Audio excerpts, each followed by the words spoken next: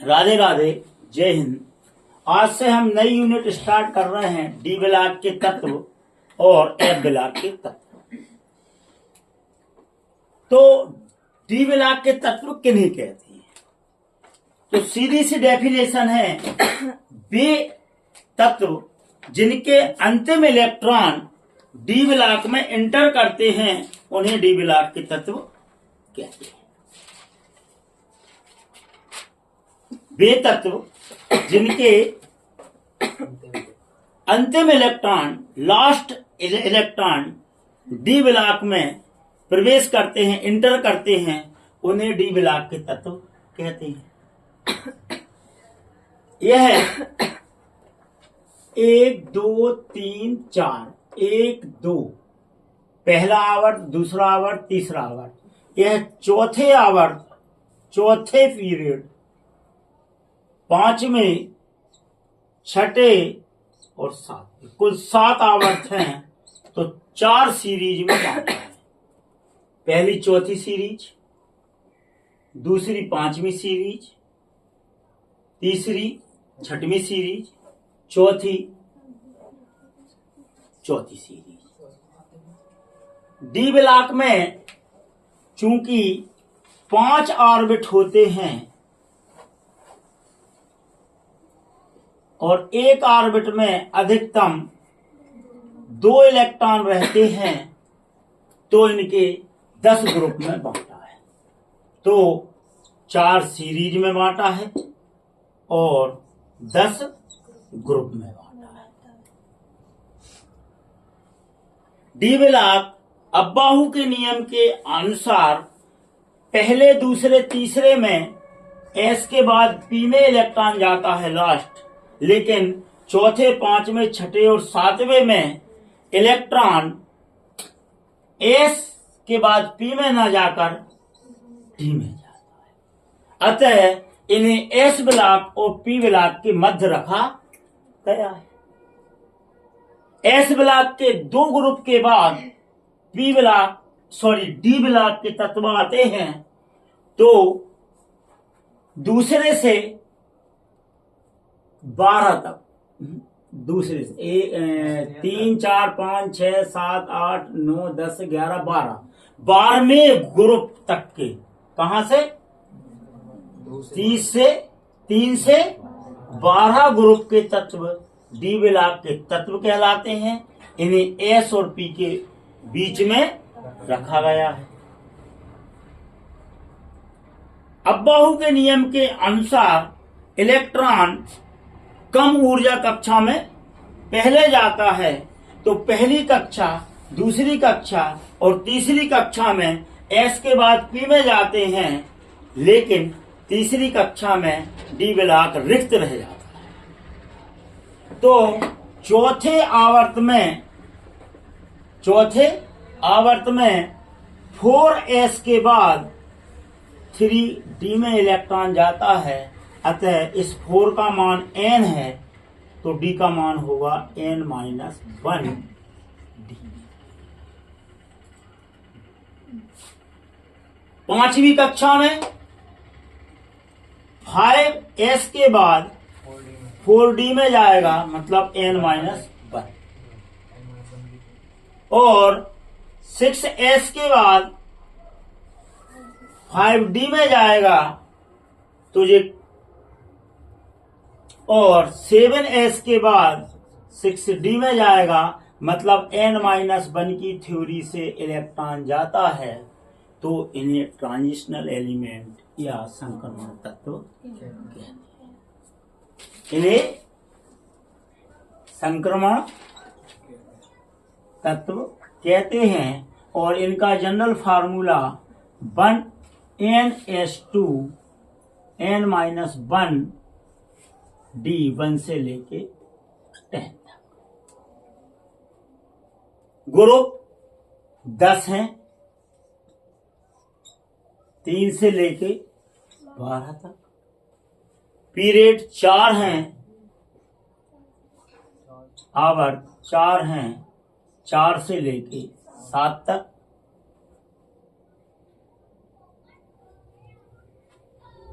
General formula NS वर्ग 2 N-1 D मतलब संक्रमण तत्व कहलाएंगे, ट्रांजिशनल तत्व कहलाएंगे। जाना था S के बाद P में, पहुंच गए N-1 D में, अंतिम इलेक्ट्रॉन नाभिक के पास जाएगा ये, तो थोड़ा सा आकार ठोस होता है इसका।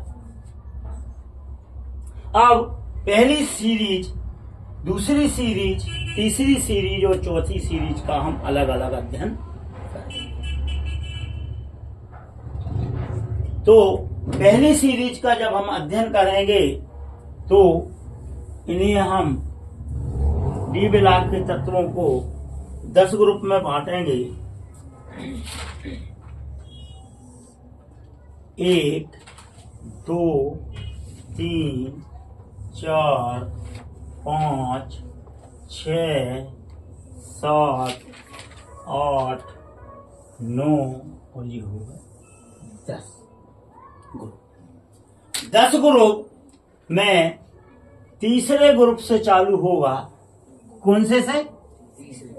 क्योंकि यहां 2 S के गए, 2 S के, अब 3, 4, 5, 6, 7, 8, 9, 10, 11 और ये 12 हो जाएगा 10 ग्रुप।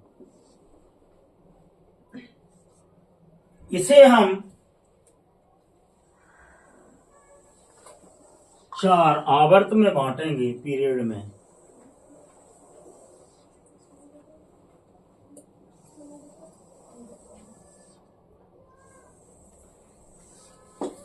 तो ये चौथा पीरियड, 5वां, 6वां, 7वां। तो जनरल फार्मूला है NS2 N-1 D 1 से लेके, तो यहाँ चौथा आवर्त है। तो पहले तो एटॉमिक नंबर याद करें। तो एटॉमिक नंबर इसका होगा 21, 21 के बाद 39, 39 के बाद 57 और यहां से F में जाएंगे और फिर वापस लौट के आएंगे तो 72 और यहाँ पर 89 और 104। कितना याद कर लो बस, तो बाकी एटॉमिक नंबर आप स्वतः याद हो जाएंगे। 21, 22, 23, 24, 25, 26, 27, 28, 29, 30। पहला याद कर लो, SC से जिंक तक की सीरीज, Zn वाली सीरीज कहलाती है 4th सीरीज, पहली सीरीज। सब याद करने की जरूरत नहीं। दूसरी सीरीज Y से CD तक। चौथी सीरीज लेंथेनाइट से, और यहां फिर हमें HF याद करना पड़ेगा और यहाँ RF याद करना पड़ेगा और यहाँ AC, और लास्ट में ये हो जाएगा मरकरी Hg और ये हो जाएगा आपका Cn। नंबर कर लो यार। 39 के बाद 40, 41, 42, 43, 44, 45, 46, 47, 48 तक यहाँ कर लो। 57 के बाद 72, 14 कहाँ पहुंच गए? एक बिलाप। तो 73 से लेके ये चलेंगे आपके 80 तक, और यहाँ 104 से लेके 112 तक ये चलेगा। बिल्कुल याद करने की जरूरत तो नहीं पड़ रही ना। अब सामान्य इलेक्ट्रॉनिक विन्यास याद करना है वो प्रत्येक सीरीज का। तो यहाँ 4s 3d1, 4s2, 4s2 3d2, 4s2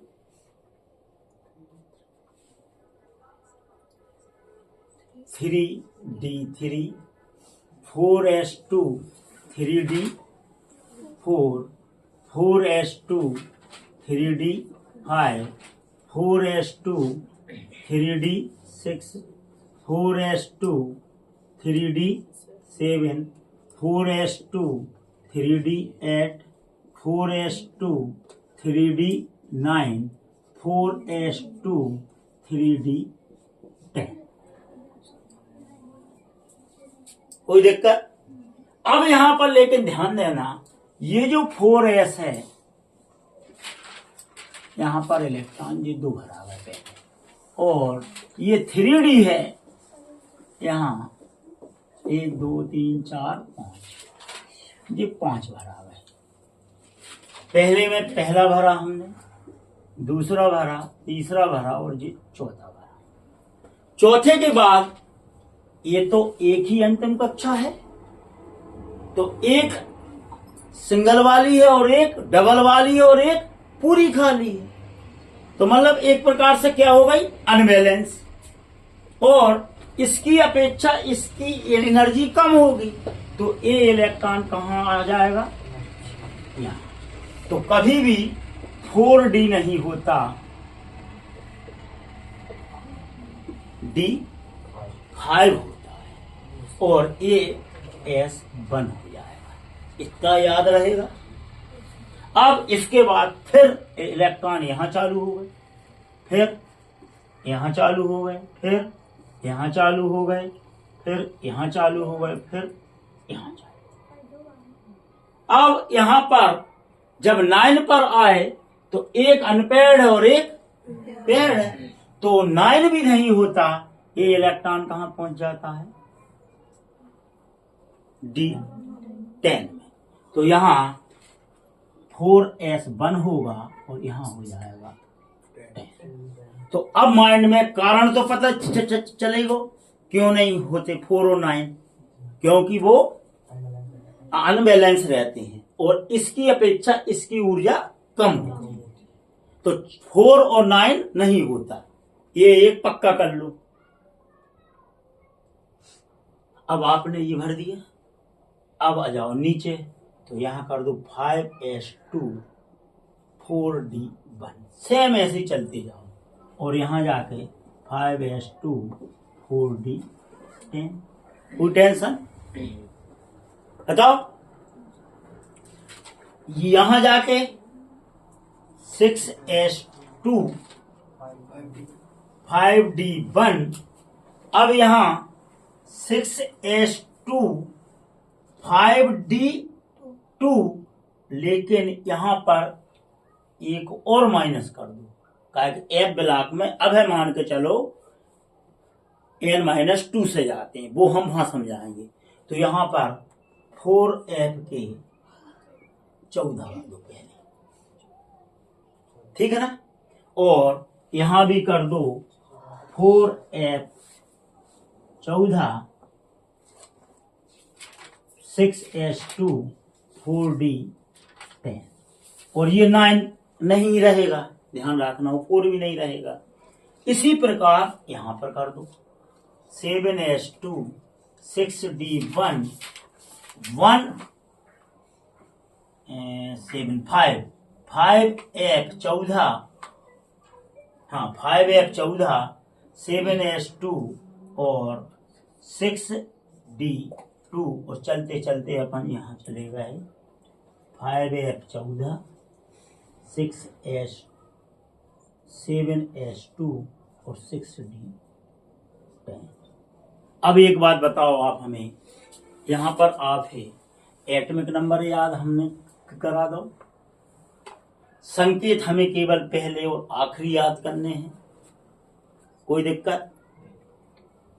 अब एटॉमिक नंबर के बाद जनरल फार्मूला हमने कराई दो याद, 1 से लेके 10 तक, और पर्टिकुलर भी एक एक सीरीज के इलेक्ट्रॉनिक विन्यास याद करा दें, कोई टेंशन? इन्हें डी ब्लॉक का क्यों कहते हैं, ये बात भी हमने करा दी। इन्हें संक्रमण तत्व क्यों कहते हैं या ट्रांजिशनल एलिमेंट क्यों कहते हैं, ये बात भी करा दी। अब बैलेंसी यहां से चालू होती है। तीसरे ग्रुप की बैलेंसी कहलाएगी 1 और इसका यहां पहुंच जाएगा तो 3। कितनी? 1 और 3। और सभी डी ब्लॉक के तत्व जब बैलेंसी 1 और 3 कहले हैं तो ऑक्सीडेशन नंबर +1 और +3 के है, क्योंकि सभी विद्युत धनी है। ठीक है ना। नीचे से ऊपर जाने पर सबका एटॉमिक साइज और एटॉमिक रेडियाई बढ़ती है। ये पॉइंट और याद कर लो, एटॉमिक साइज और एटॉमिक रेडियाई ऊपर से नीचे जाने पर जब आवर्त बढ़ेगा तो उसकी आकृति भी बढ़ेगी और त्रिज्या भी बढ़ेगी। बैलेंसी 1 और 3 आई समझ में, एक तो जब हो गई तो अनपेयर्ड इलेक्ट्रॉनों की संख्या को बैलेंसी कहते हैं, ये मान कर चले। और अतिरिक्त ऊर्जा प्राप्त करके ये भी यहां पहुंच जाएगा। यहां पर बैलेंसी 2 और 5, क्योंकि ये यहां पहुंच जाएगा तो 2 और 5। यहां पर 3 और +3 और नहीं, 1 2 3 4 5 रहेगी, +5 और यहाँ पर 4 रहेगी। सॉरी 4 है, जा प्लस 4 ही तो भाई ले लेता है। तो देखो 1 के साथ 3 और 2 के साथ 4, मतलब दूने कर दो जस्ट, सम संख्या फिर सम संख्या, 3 के साथ 5। अब एक और बढ़ा दो, 3 तो ये हो गए, 4 कर दो, 4 के साथ 6, तो बैलेंसी 4 और 6। फिर केवल 5, ये कहीं भी जाए 5 ही रहे खाली, तो 7वें ग्रुप की +5। 5 के बाद फिर 4 ही रह गए खाली, फिर 3, फिर 2, फिर 1, फिर 0 नहीं है यार। अब यहां से पी ब्लॉक चालू हो जाएगा, तो ये अतिरिक्त इलेक्ट्रॉन यहां जाएंगे, तो वो 1 से 5 तक। तो कुल मिला के डी ब्लॉक के तत्व 1 से लेके +6 तक, +1 से लेके +6 तक ऑक्सीडेशन नंबर शो करते हैं, और बैलेंसी भी 1 से लेके 6 तक। तो आपको बैलेंसी भी समझा दी और ऑक्सीडेशन नंबर भी समझा दिया।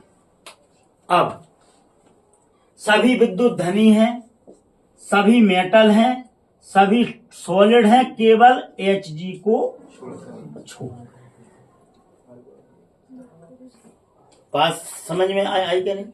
और सभी मैग्नेटिक हैं, सभी इलेक्ट्रिक कंडक्टर हैं, चालक हैं, और सभी रंगीन और चमकदार और आघात वर्णी, मतलब चादर बनाने की ताकत। ठोकने पर ये भंगुर पाउडर नहीं बनाते, क्या करते हैं?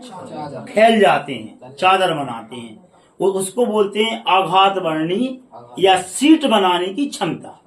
और दूसरी तन्य ताकत, खिंच जाए और फिर पुनः वापस लौटे आए। जैसे